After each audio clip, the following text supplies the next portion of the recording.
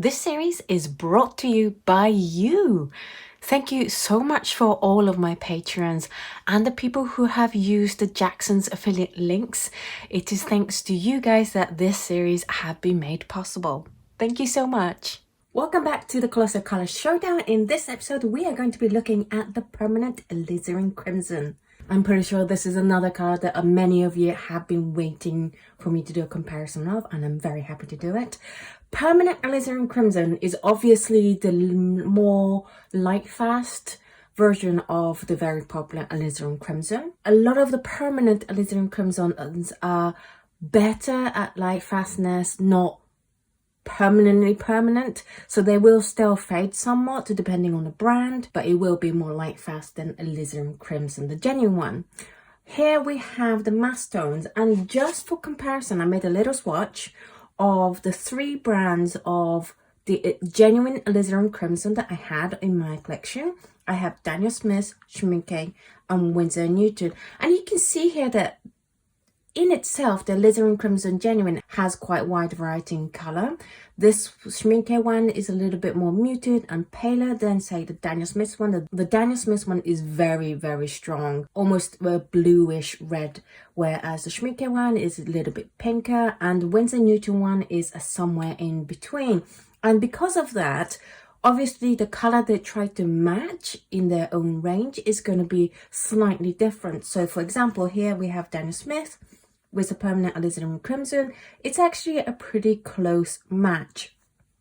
Schmincke doesn't have a Permanent Alizarin Crimson, but Winsor Newton has, and here, even though these two are very different, compared to their own Alizarin Crimson Genuine, it's a pretty good match as well. So I just wanted to show you guys what genuine Alizarin Crimson looked like and how the hues of the Permanent Alizarin Crimson compared. I also put Daniel Smith's Queen Rose here as well because that's my go-to pink red kind of color, just so that we can see how it differs from the Permanent Alizarin Crimsons and Alizarin Crimsons, because I don't think you need both. I think you're going to be either a Queen Rose kind of person or any other kind of primary magenta kind of color, or a Permanent Alizarin Crimson or Alizarin Crimson kind of person. Let's look at the hues of the Permanent Alizarin Crimson. Basically, this episode is going to be the whatever has the name of Alizarin Crimson that is not PR83. PR83 is the code for the genuine Alizarin Crimson, so we're not going to have any colors that have that. And then different brands have different names. Some of them, very confusingly, brands like Sennelier has just a color called Alizarin Crimson, even though it's a more permanent version. We also have names like Rose Alizarin Madder and Alizarin Crimson Quinacridone, as well as the normal Permanent Alizarin Crimson. First up, I can see some variations in a hue, particularly the Sennelier one. It's a more burnt orangey color compared to all the other ones. It's definitely the most orangey and burnt kind of color. Then we have Holbein, which is the most pink out of the 11 brands that we're looking at today. And then we have colors that are more on the red side rather than the pink side, with Daniel Smith being quite bright down to a little bit more muted, more almost like a bloody kind of color of the Permanent Alizarin Crimson by M. Graham and Old Holland. You may also notice that there's a wide range in terms of how smoothly it goes down on this cheap paper. Remember, I do all the tests in this series on Fabriano Academia, which is not the most ideal watercolor. The reason why I do that, basically so that you can see these paints at its worst, so that you know that, for example, Daniel Smith looks pretty good and even on this cheap paper, then it's going to go down nicely and smoothly on any kind of watercolor paper. Whereas if you have a core one, then you're probably going to struggle with the cheaper paper and you want to only use it for, say, a cotton paper. I think core and Sennelier is definitely the worst in terms of going down smoothly and evening out. You see lots and lots of streaks in these two brands, and then these two are also not the best, M. Graham and Szmal. The best performing one in terms of drying even, I would say, is Daniel Smith. The color is very even, it's very nice, and also Winsor & Newton. I know that I'm skipping over a very obvious choice, which is the Old Holland one, and let me tell you why that is. Because yes, it looks pretty even, but again, with the Old Holland, I had a lot of bubbling, and you can see this white dot. Now that white dot is the bubble bursting as it dried, and I actually have another one over here, which I can never recommend a paint that bubbles really easily. Having mentioned bubbling though, with the Permanent Alizarin Crimsons, I did notice that more brands suffered from the bubbling. So for example, Daniel Smith also suffered from the bubbling, but as you can see, they don't leave a mark like the Old Holland does. Core also suffered from bubbling, but I think the bigger problem with Core's one is this unevenness. And MaimeriBlue also bubbled, as well as the MaimeriBlue. These two brands have not done great in terms of bubbling. Most of the colors that I've tested so far in this series have bubbled. Having said that though, at least with the MaimeriBlue, unlike the Old Holland, the bubbles burst really fast and it didn't leave any dots of bubbles, and that goes for the same with the Daniel Smith one, as well as the Graham one. There is a phrase I use in terms of discussing how the colors paint, and that is if it's smooth to paint. And that doesn't mean does it dry evenly or not, but it's more like some paints just love going on paper and you get a really nice, smooth, easy time and experience when you are actually putting the brush strokes across the page. And that definitely happened with the Daniel Smith one. The Daniel Smith one was really nice to paint with. It just glided on the paper. It wasn't sticky or thick or anything or too thin. It was beautiful. I can say the same thing for the Graham. It went on lovely and smooth, as in the experience of putting the brush on the paper was smooth. However, it did dry uneven. So between those two, I would definitely pick the Daniel Smith. In terms of easy re-wet, Daniel Smith was very easy to re-wet. Old Holland was very easy to re-wet.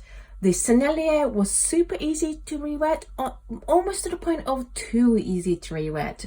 It was a little bit gloopy, and I really struggle to control the amount of paints I pick up on the brush when it's too easy to re-wet. One color was noticeably harder to re-wet than the others, and that was the Winsor & Newton one. Okay, so that is the master. That was a lot of information. Let's go on to the info and prices. As far as prices from Jackson's go, the cheapest one is Sennelier, and then very closely followed by the Mission Gold. They're only like 1 pence per milliliter difference. By the way, if you fancy buying any of these colors, I have left a link down below to where you can get them on Jackson's and Blick, and I think Amazon as well in the US. If this video has encouraged you to try a paint, then I would really appreciate it if you can use those affiliate links, because it doesn't cost you anything at all extra, but I get some percentage of what you spend, which goes straight back into the channel to do videos like this.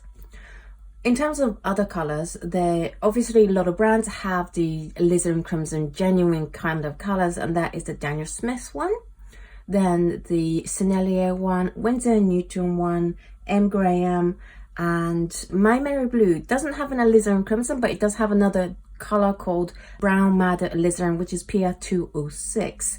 There are several brands that don't have a genuine Alizarin Crimson for one reason or another. That is a Holbein one. The Core, Roman Szmal, Mission Gold, and Da Vinci do not offer a Alizarin Crimson genuine. Let's look at the opacity next.